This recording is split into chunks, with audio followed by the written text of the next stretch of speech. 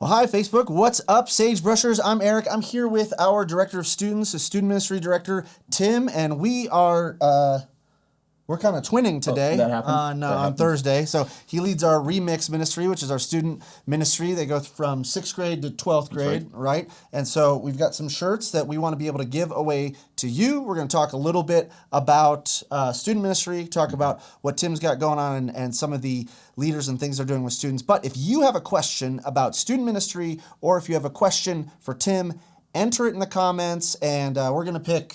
How many are you going to give away? Let's do three. We're going to pick 3 people to send a Remix t-shirt to. We've got short sleeve, got some other versions. We got short sleeve. We've got short sleeve. That's all we're gonna do. So, first thing is, as you guys start entering in your questions, I'm going to ask Tim here. Say hi to everybody, and then let us know what you're looking forward to most after social distancing is over. Sweet. Hey, guys. I think for me, like a lot of you, it's going to be... getting out of the state, going somewhere. I think I'm just gonna hop in the car with my family at some point, and we're just gonna drive, see where we end up, just to get out of the house, go see some sights. That's great. Just seeing the sights. I don't know. I gotta get out. But tell me about your family though. So it's you, your wife, and yeah, it's my wife, and then we've got a 3-year-old daughter, Eleanor, and then we have a 1-year-old son, Levi, who just started walking this weekend, so I'm in a whole new world of trouble. Both of them are mobile now. Both of them. So now it's time to get out and just let them roam in the desert, the mountains, whatever. They're bouncing off the walls. Okay, I got it. I get it. Okay, so next question. First of all, if you want to answer in too, like, what are you guys looking forward to? First thing you get to do when all the social distancing is over. Next question for Tim. When you're just tired of cooking, when you're just like done, you're on your way home, you get a call, pick up food. What's the go-to pickup place? Let us know some good spots because we want to be able to help share with each other. What's the go-to pickup place? Yeah, help me out with that too. Our new spot has become, we've never even been there. We go with delivery on this one, but our new spot has been Filiberto's. They've got a California burrito with French fries stuffed in with some carne asada. Makes my life wonderful. Makes my wife happy too. So start entering some of those places. Maybe check out Filiberto's with the carne asada California burrito. That might be a good option for tonight. But Tim, more importantly, as we're talking about ministry things, let us know, how did you get into student ministry? I never really thought through what I was going to do in life. I actually wanted to be a drummer for all of high school and even college. I kind of had that as a backup plan. Sure. And then one summer, I started working as a camp counselor for Fuge camps. And it was me and 30 different middle schoolers running around every single week and having a blast, and then having some really good life-changing conversations about what Jesus could and was doing in their life. And I realized I'd be bored if I did anything else with my life. And so that was kind of what kicked things off for me. Yeah, I think anybody, and if you have volunteered with students at all, like, go ahead and just let us know in the comments. But I think you'd agree with me or with Tim here is that you kind of catch the bug, right? Yeah. And that could mean a whole lot of different things when it comes with middle school and high school students. Especially right now. Right. But I think it's like you get in a small group, or you get with a group of students and you start talking about the things they're interested in, their spirituality and their relationships. And it's like you're either hooked or you're like, this is definitely not for me. I'm going to go do something else, right? Wouldn't you say so? I agree. And I think if more people were to hop in on it, though, sometimes we look at students like, I don't know what to do with them. And truth is, they don't know what to do with themselves either sometimes. Right. But I think, man, like you said, just hopping in with it, I think you catch the bug for sure. It certainly is. It can be, especially middle school, could be such an awkward age. I forget where I got this from, but like I heard this quote one time that basically kids no longer become human beings between like 6th and 8th grade. They become like some different because you're like I've got a now 3rd grader, and I'm like looking in the next 3 years it's going to be into the middle school, but they just kind of they stop being children, but they're not yet adults. It's just so weird. So, the worst 3 years of my life, that's for sure. But yeah, let me know. Was middle school the best or the worst for you? Go ahead and let us know that in the comments. But moving on, like to keep their attention, most churches have something to do with students, or they call it a youth ministry or whatever it looks like. And I think most of us who haven't been involved in it, it's just kind of all dodgeball and pizza, right? Like, what does student ministry look like for you? I know it's not that, but tell us what it looks like. We definitely have dodgeball. We definitely have pizza. But I think we also, our whole student team, we've got one mission for our ministry, and that's that we exist to help students to know Christ and to make Christ known. And so we use things like, typically like dodgeball and pizza, video games, wild games, Fortnite, anything like that. Whatever. We use that as a starting point, as a place to kind of create common ground for our students. But really, that's what we're all about. We use those things to further that mission, to build some really good relationships between our students and our team, and even our awesome team members with Remix, so that we can have, kind of like we were saying at the beginning, some of those really good, important conversations. Yeah, so I know my experience, I'm not sure if you guys went to church in a youth group or anything else like that, but when I was in middle school especially, my experience was very much like we met during the time that the adults met so that we could kind of stay out of their hair, we didn't get bored, and then it was like one dude with a flannel shirt, because I grew up in the early 90s, with a flannel shirt and a harmonica around the thing and like an acoustic guitar, and he would sing something and then tell us a message. But that was it. We never really interacted with anyone else, or no groups or anything like that. So tell us how that's changed, and why are like groups so important? Yeah, I think groups are really important for our students, because they're at this, especially between sixth grade and 12th grade, they're really starting to develop this need for relationships. They're trying to figure out who they are in comparison to other people. They're trying to figure out, man, what am I worth to somebody else, especially their friends. Yep. And so we take full advantage of that, and we've got time during all of our services, typically, when we're meeting in person. We've always got time for our students to sit down with each other and one of our team members to walk through what they feel like Jesus is teaching them, and to guide them with that. We want to leverage that to help them give all of their life over to Jesus. Sure. And it's not just about those students too, because I know you were talking about it being a very relational time, right? Because in middle school, high school, they stop really looking to their parents as primary influences, and now there's just these other little human beings running around that become influences too. Why is it so important for you to utilize that kind of friend aspect when it comes to their spirituality? Yeah, I really feel like we were saying, like they're probably going to be mostly influenced by their top three friends, and so we want to use that for them to be able to grow together, to really start to learn and figure out what does it look like to be the body of Christ, that this is how Jesus designed his church to be. And so we want them to feel like they can link arms with each other and run after that same mission of not just knowing Jesus, but making Jesus known. And so we do wild, crazy outreach events to help equip our students for opportunities to share their faith as well. Yeah. I love that too, because I think a lot of times, especially when you look at bigger churches or a church like Sagebrush, and we are spending money and time and resources into some things that could be looked at as like, well, why don't you just pull out the Bible, and why don't you just read the Bible to kids, and why don't you just talk to them about Jesus? And I love that you're bringing that up, that we're actually trying to resource and make those environments available so that way kids want to be there, but not only that, but those students also want to invite their friends. What sort of impact have you seen from some of those kind of big outlandish events? Yeah. I think one that we've done in the last couple of years for just our Riverside middle schoolers is an all-night lock-in called Insomnia. 12 hours, and the leaders. That's probably a good name for it, by the way, right? Yeah. Yeah. Did you get a lot of sleep in that night? No, that's the plan, right? That's the whole point. Okay. And those leaders, the leaders that help us out with that, they're the best, but there might be something wrong with them up here because they volunteered to help us out with that. But for something like that, that was one that we planned as a community building event, really just for our middle schoolers to get to know each other, especially as they're coming into our ministry. Yeah. But I love that our students went out and they invited like crazy for that one. And so we packed our student center for 12 hours with 300 middle schoolers, and 70 of those had never even been to Sagebrush before. That's great. And they got to hear the story of Jesus presented in a really relevant way. And then we ate a lot of pizza and had a lot of dodgeball.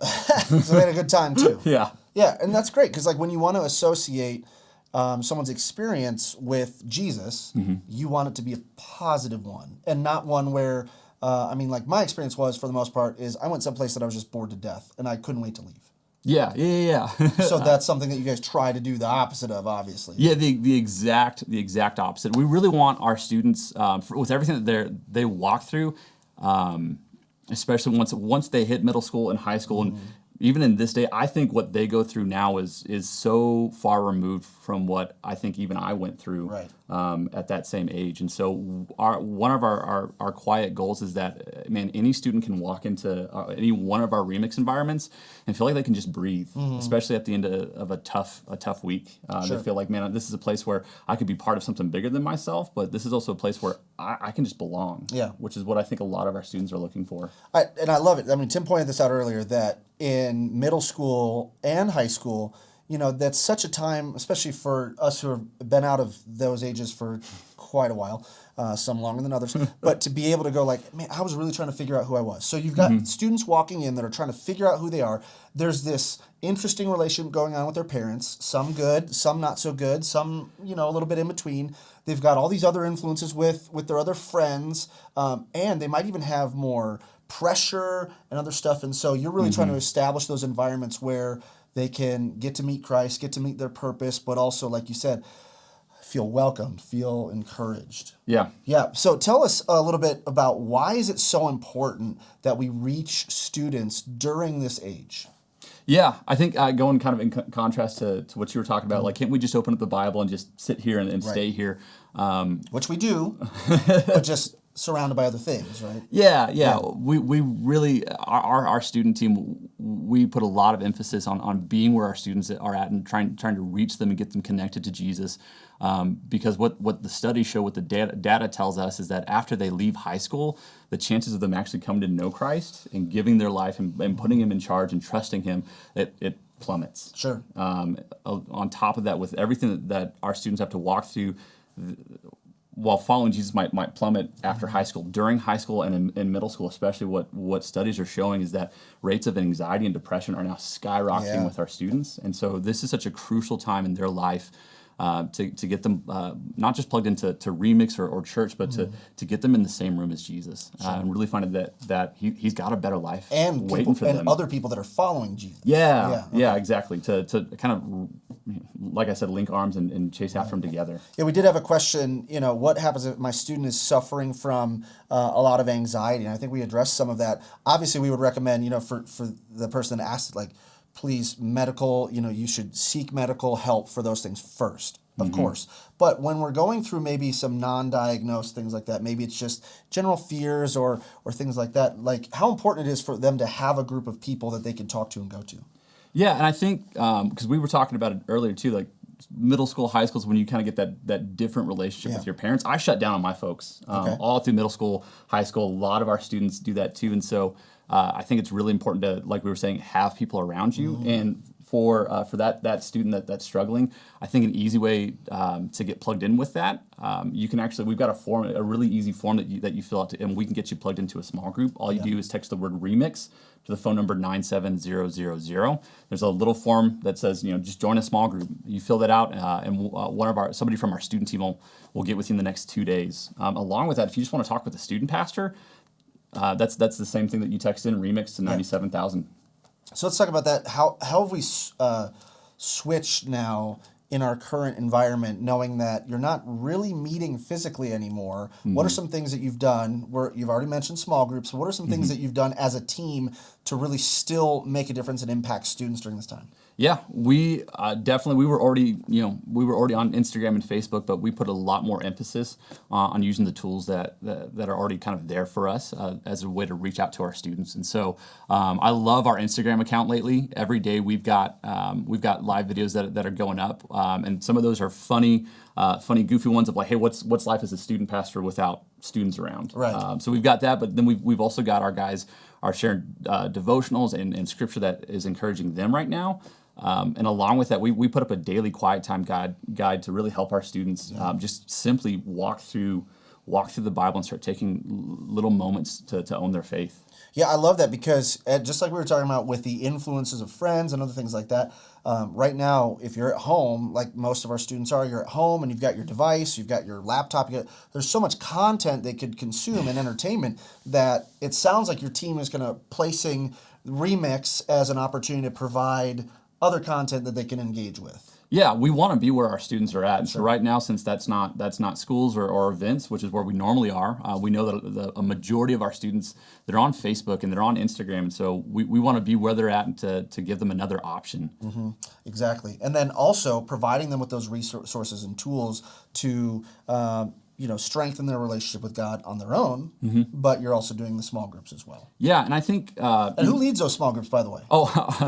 The best part of Remix is our team members. Okay. So we've got team members all across the state that lead online small groups for our high schoolers. And these are volunteers who take their time away to spend some time with. Yeah, these are some of the I'm biased, but man, these are some of the best volunteers that we've got. Well, last week Justin said the Kids Planet volunteers were the best. This week you're saying students.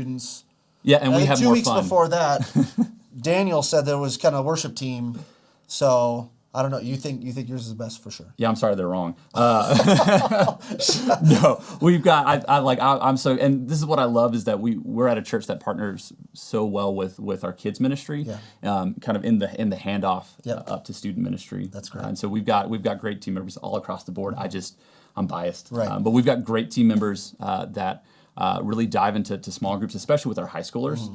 And we've got some small groups that they're doing just funny lip sync videos to open up their small groups. And so they're a lot of fun too, but it's a great time in a season where I know we're locked down.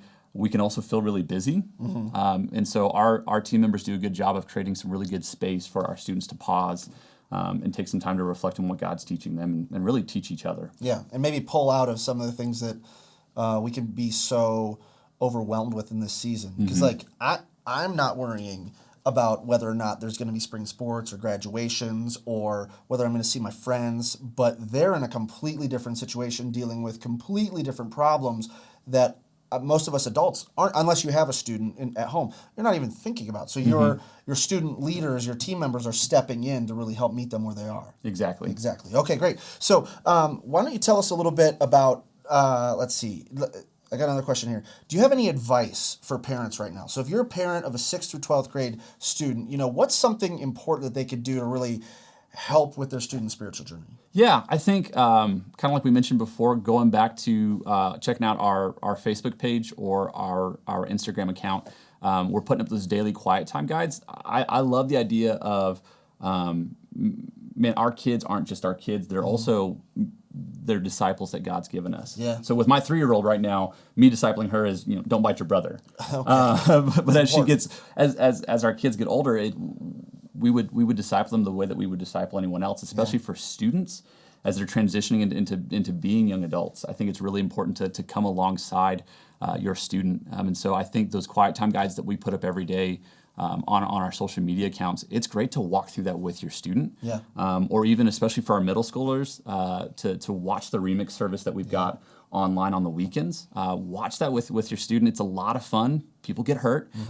It's entertaining, but we've got really simple middle school oriented questions, just a few that it's great just to pause and walk through those with your student as a parent. And so you can find those experiences on our YouTube channel. You can get them on the Remix Instagram. That's probably where most of your students are going to pick them up, or on YouTube. We are also playing them on the Remix Facebook page as well. So you can find those resources. And they're not really dated necessarily, so you could go back and watch and binge watch them if you want. Yeah. And kind of watch through them all as well. And I know when I'm talking to parents, or we're seeing comments here too, where it's like when it can be scary when your 6th grader all of a sudden doesn't want to do the same things that your elementary kid wanted to do, and they don't have the same relationship with you as they did when they were in third grade, 2nd grade, right? You have a different relationship. And man, as a parent, I am dreading that because I have such a good relationship with my elementary age kids. But I do know, and as many of you parents who have gone through that season with your kids, it is so refreshing to know that there are other voices and that there are people that are giving them the same godly wisdom and encouragement as you would give them at home. And so why do you think that's so important for us as parents to have those outlets as well? Yeah, honestly, I think it's funny. There have been times where I'm hanging out talking with a student, and I already know some of the conversations that their parent has had with them about the direction their life might be heading in, and I'll hang out with that student, and I will say the exact same thing their parents said, but because I'm not mom and I'm not dad, it's like the lights go off. And that could be frustrating, parents. Yeah. I get it. But if they hear it from a different voice, sometimes they're going to take it probably a little bit better just because of the distance in the relationship. And that's also to say, I want parents to know that Remix is always in your corner. Yeah. That we really don't see ourselves as the primary spiritual leader for your students. Typically, we see them for a couple of hours every week. Yep. And so whatever we can do to support parents, like Remix, our team wants to be to come alongside parents as well. Yeah. Help lead their students. What are a couple of ways that parents, especially, because I'm guessing mostly parents are watching this, or maybe a couple of students that want to comment on how bald Tim is or anything like that? I forget every week. But as a parent, if you're going, man, I want to get my kid connected to Remix, or I just want to be able to have a closer relationship and conversation with my Remix leader at our campus, what are some ways they can get connected? Yeah, I think as far as getting in touch with us, I kind of what we said earlier too. Man, text the word Remix to 97,000. There's a link on there to called Talk with a Student Pastor. That's a great way to let us know anything specific that's going on. They can reach out and message us on Facebook and Instagram. We have an email that we also use for anyone that's not on social media. It would be students@sagebrush.church. Yep. And then along with that, I think whatever we can do to help, man, we're so excited to partner with parents on that.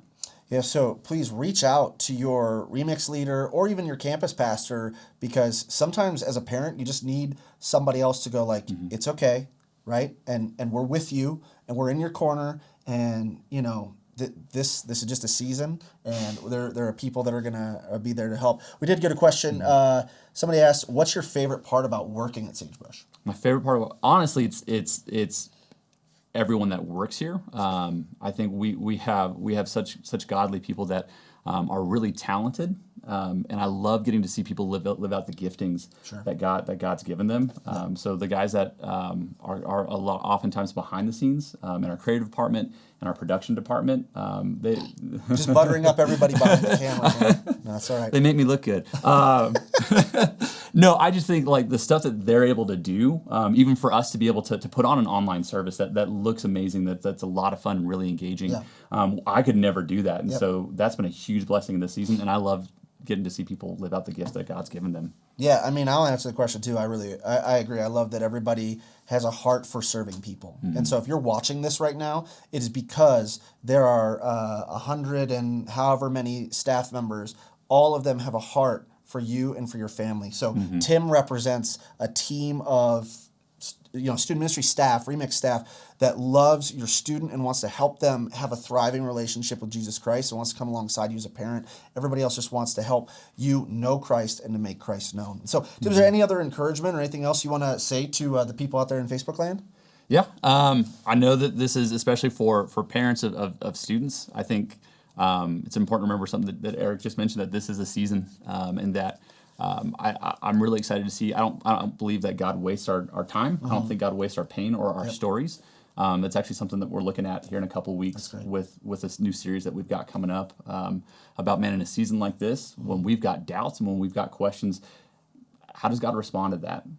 And really, I love this idea that, man, even in a season like this, God can take that part of our story, a rough part of our story, and turn it for good in a way that only He can. So I guess from the Remix team, we love you guys, and we're here to partner with you in this adventure and this journey that God has all of us on. That's so amazing. And we would love for you, if you're a parent, if you've got a student, or if there's a particular Remix team leader, whether it's a volunteer group leader for your student, or maybe it's one of the people at the campus, just comment below and let them know how much you appreciate them. Yeah. Because for me, I know I really appreciate that there are people like Tim, his team, and the volunteer team that they have that are serving our students, that are taking care of that aspect of our church. It's so great to know that, just like it says in scriptures, we're just many parts of one body, and it's great that you guys are doing the awesome things you're doing. So everybody out there, say thank you to Tim and to his team and the team that's making it happen here. On behalf of Tim, my name is Eric, and we will see you next week, but tune in tomorrow for Sagebrush News, where we're going to bring you some good news and stories of what God has been doing in our communities. See you guys later.